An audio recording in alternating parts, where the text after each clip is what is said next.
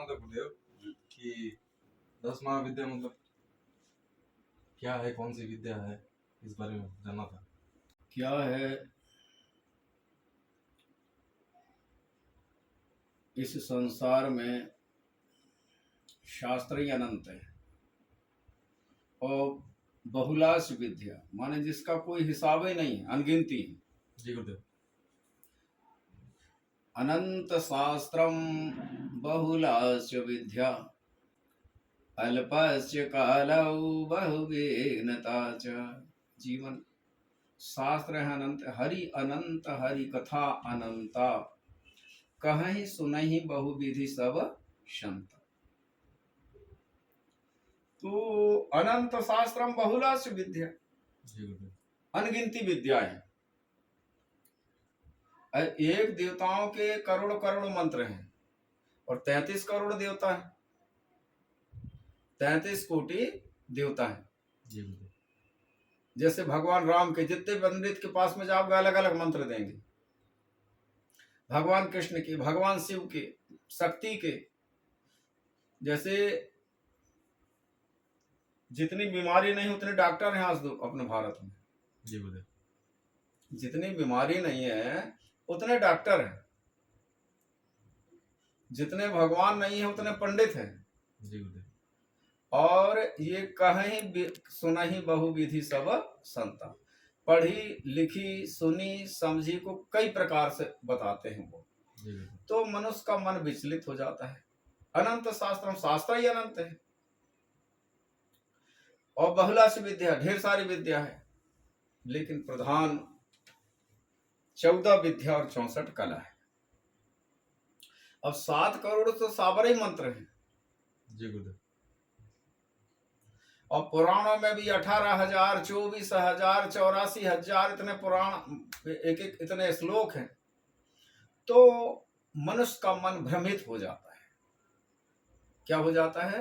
मनुष्य का मन भ्रमित हो जाता है। किसको ध्यान, फिर वो आज गणेश जी की सुने के सर्व विनायक है तो वो गणेश जी की पूजा करने लगा। फिर कहने लगे नहीं नहीं वो तो शक्ति के पुत्र है, शिव के, शिव उनसे श्रेष्ठ है। कहने लगे नहीं नहीं वो तो फिर हनुमान जी ठीक है। अब खाने पीने के शौक वाले के लिए फिर कहने लगे नहीं नहीं नहीं वो भैरवी तो वही काम कर लेते हैं, हम खाने पीने वाले आदमी। तो मनुष्य स्तर बदलते जाता है और जिंदगी बीत गई। जब जीने का ढंग आया और प्रकाश बुझ गए तब महफिल में रंग आया, गाड़ी छूट गई तब घर से चला मुसाफिर, मायूस हाथ मलता वापस वे रंग आया। तो जिंदगी हमारी थोड़ी सी है। पहले सतयुग में 1 लाख वर्ष की आयु थी, त्रेता युग में 11,000 वर्ष की आयु थी, द्वापर में 1000 वर्ष की आयु थी, कलयुग में 100 वर्ष की, 120 वर्ष की आयु है। वो भी संयम से जीगा तब। क्या कर पाओगे आप?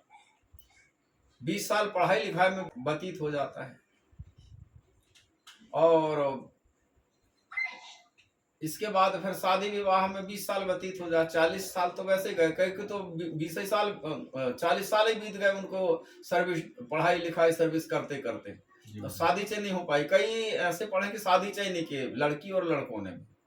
तो शादी पढ़ा लिखना तो 20 साल तक के कर लो, विद्या अध्ययन करना तो 20 साल तक कर लो और फिर जिंदगी बीत गई। फिर छोड़ दो, फिर माने माता पिता और गुरु की सेवा करो, भजन भजन करो, अपने जीवन का उत्थान कर लो। ब्याह की चाह, शादी करना है तो ब्याह की चाह उठे मन माह, तो 15, 20, 25 लो कीजिए। 30 भय तब खीस गए और 40, 50 में तो नाम न लीजिए। और इतने पर भी उठे चाह शादी करने की 50, 60 साल में, तो खुदे की जूता उठा और साले कनपट्टी में मार लो खूब। अपने पंथ मान मार्ग का प्रशंसा करते हैं। मनुष्य विचलित हो गया बेटे। वो तो अति हरि कृपा जाहि पर होई, पाम दे यही मार्ग सोई।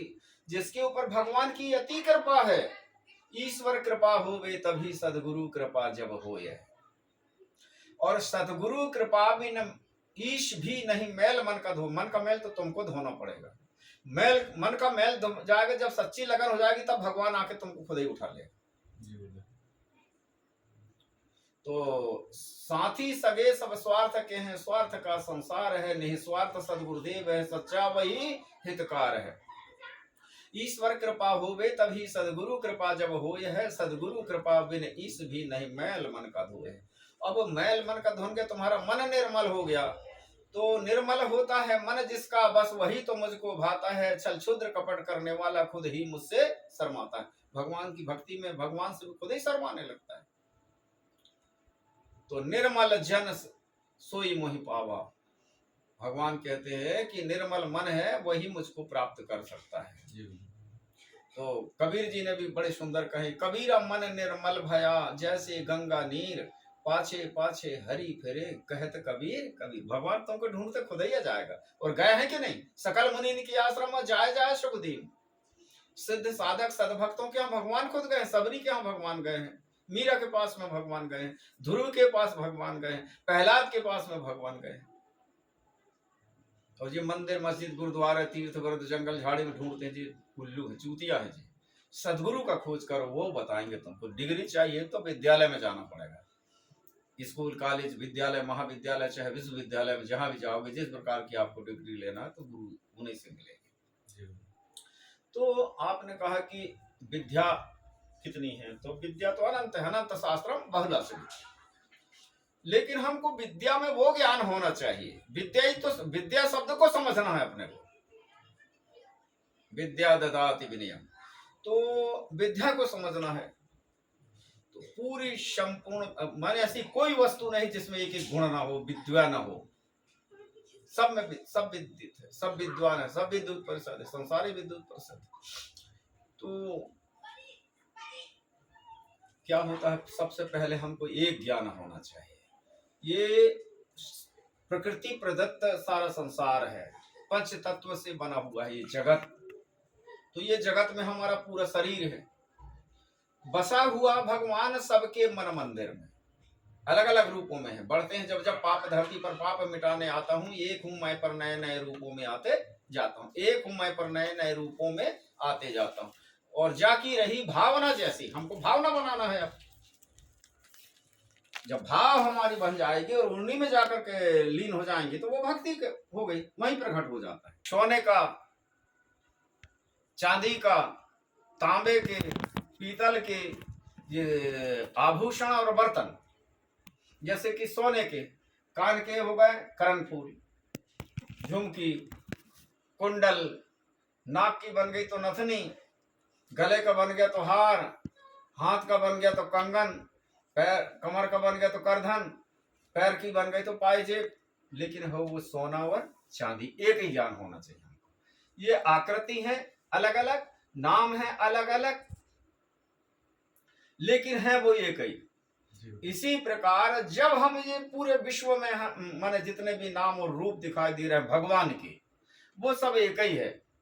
सर्वतः पाणिपादं तत् सर्वतो इक्षि शिरो मुखम, सर्वतः श्रुति मालोके सर्वमावृत्य तिष्ठति। गीता में भगवान कृष्ण कहते हैं, अर्जुन मेरे सब तरफ से आंख है, सब तरफ से कान है, सब तरफ से मुंह है, सब तरफ से हाथ है, सब तरफ से पैर है। इसका मतलब पूरे विश्व में व्याप्त होकर के वो स्वरूप बता दी भगवान ने कि मैं सब में हूं। अब तुमको इतना बड़ा सोने का गोला मिल गया, आप उसमें देखोगे तो इसमें तो नथिंग है। तुम्हारी घरवाली कहे कि इसमें नथनी नहीं, कंगन नहीं है, तुम कहोगे कि मेरा तो अंगूठी नहीं है, लेकिन वो बनवाना पड़ेगा। इसलिए हम जो साधक हमारे पास में आता है कि किस रूप की साधना करना चाहते हो, कौन सा स्वरूप, कौन सा नाम प्रिय है।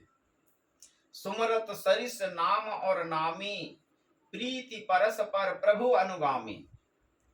रूप विशेष नाम बिन जाने। रूप आप जानते हैं, उदाहरण के लिए मेरे को देख लेते आप कहीं भी, लेकिन नाम नहीं है तो नहीं मिल पाता मैं, और नाम है तो पूछते पूछते आगे कि नहीं आगे। ये नाम के प्रभाव बड़ा महत्व रखता है। नाम प्रभाव जान राउ प्रथम पूजियत नाम प्रभाव, नाम प्रभाव जान से को। तो नाम के महत्व को, नाम के प्रभाव को हमको जानना है। यदि हमने हीरा नहीं जाने हैं और हमारे हाथ में है, आ भी गया हीरा, उसका नाम नहीं मालूम हमको, तो हम पत्थर ही समझ के फेंक देंगे। तो नाम और नामी दोनों एक ही है। नाम आदि है तो नामी अपने आप खींच के चले जाते हैं, इसीलिए हम उस मंत्र का जाप करते हैं। तो ये एक ही ब्रह्म है, एक से वे दो हुए हैं, पुरुष और प्रकृति। भगवान शंकर की मूर्ति देखे होगे, आधा शरीर स्त्री का और आधा पुरुष का है। जैसे मटर, चना, इनको सगे नहीं खाए जाते, इनको दलते हैं तो क्या बन जाती है? दाल। एक थे क्या बन गए? दाल माने दो, एक से दो, एक से दो। जैसे पंच होता है ना गांव का, वो अपने पूरे मोहल्ले का वार्ड का मालिक होता है, सरपंच पूरे गांव का मालिक होता है। इसी प्रकार पंच, जैसे 5 पतली को पहले अपन से भोजन करते थे पत्ते की, तो 5 को सी देते थे, वो एक ही बन जाती थी, माने पथरी। जो 5 मत लागे नीका करऊ हर रसिए राम टीका, तो वो पथरी। जैसे 2 दोना को ऐसा जोड़ देते थे वो लकड़ी लगा के, ओ 2 है लेकिन ना जन जननी मानस जन ऊना तुम ते प्रेम राम के दूना। बोले माँ राम आप तड़प रही हो, लेकिन आप और राम दोनों नहीं हो, दोनों मिलकर के आप दोनों मिलकर के राम बने हो और दोनों मिलकर के सीता बनी है। दोनों शिव और ता दोनों अलग अलग है। आप दोनों जब ब्रह्म पुरुष और प्रकृति मिलता है तो ब्रह्म होता है। इसके पहले मानसिक सृष्टि थी, ये मैथुनी सृष्टि है। स्त्री पुरुष के सहयोग से ही यहाँ संतान उत्पन्न होते हैं। पहले सोच लेते थे कि ऐसा करना, मानसिक पुत्र पैदा हो जाते थे। ये ब्रह्मा जी के जितने, जैसे अरुंधति है और ये सप्तकन्या है, सप्त ऋषि है, ये सब मानसिक पुत्र हैं। तो इसी प्रकार तो अनंत शास्त्रम बहुलाश विद्या।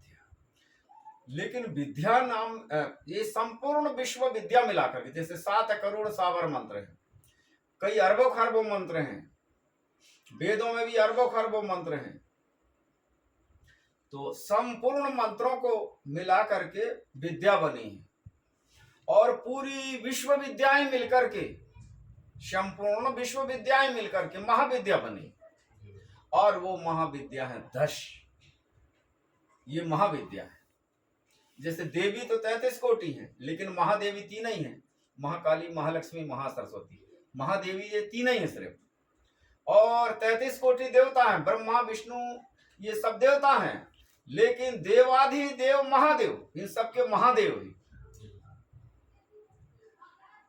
तो इस संसार का सर्जन, आर्जन और विसर्जन, मान संसार को बनाना, संसार का पालन करना, संसार का विसर्जन करना, ऐसे 3 शक्ति बनी है। ऐं कार्य सृष्टि रूपाय ह्रीं कार्य प्रतिपालिका क्लीं कार्य कामरूपिण्डे बीज रूपी नमस्ते।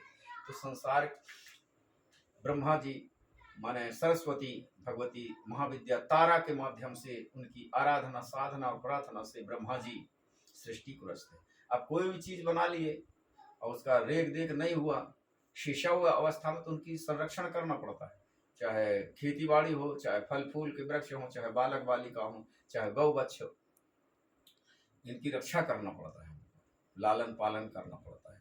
तो बनाना माने ब्रह्मा जी, लालन पालन माने विष्णु जी, और संहार माने शंकर जी और काली जी।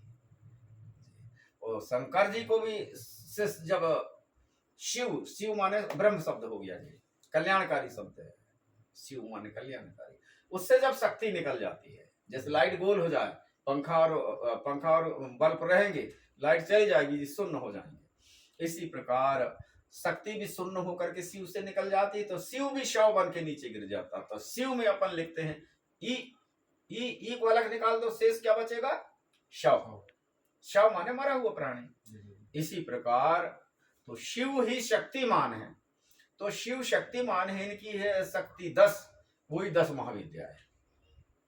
ये कुछ नहीं था तब भी वो थे, और अभी हैं भी तो हैं। दिल ऑफ कंजर्वेशन, शक्ति का न जन्म होता है न शक्ति का नाश होता है, बस फर्क इतना ही है, प्रत्यक्ष और अप्रत्यक्ष, बस प्रत्यक्ष और अप्रत्यक्ष। तो ये 10 महाविद्या 10 हैं। महाकाली, तारा, षोडशी, त्रिपुर सुंदरी, भुवनेश्वरी, छिन्नमस्ता, त्रिपुर भैरवी, धूमावती, बगलामुखी, मातंगी, कमलात्मिका, ये 10 महाविद्या।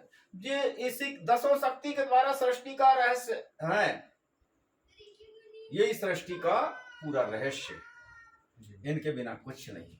इनके बिना शिव भी शून्य, शून्य के बिना शून्य भी दो हो जाते हैं। दो दो दो नीचे ऊपर, इनकी दोनों को जब पूर्णत्व प्राप्त करके साधना कर लेता है, श्री श्री 108, श्री श्री 108 हमारे 1008 महात्मा हमारे लिखते हैं। तो ये मूलाधार चक्र से लेकर के तो ये हर यहाँ तक 9 द्वार भी है, 10 द्वार भी है, 10 द्वार के अधिष्ठात्री हैं, और इंद्रिय के प्रत्येक द्वार में सब देवता बैठे हुए हैं। जैसे गौ के रोम रोम में देवता है, हमारे भी रोम रोम में राम रमे हुए हैं, और उस राम को हम हमारे मन मंदिर में कैसे प्रकट करना है। तो ये पंच तत्व का ये संसार है, पंच तत्व का ये शरीर है, और पंच तत्व के शरीर के अंदर जो बसा हुआ भगवान सबके मन मंदिर में, वो आंतरिक मन मंदिर में उस शक्ति को जागृत करके और हस्तर करतलगत कर लेता है, उसको कहते हैं तांत्रिक।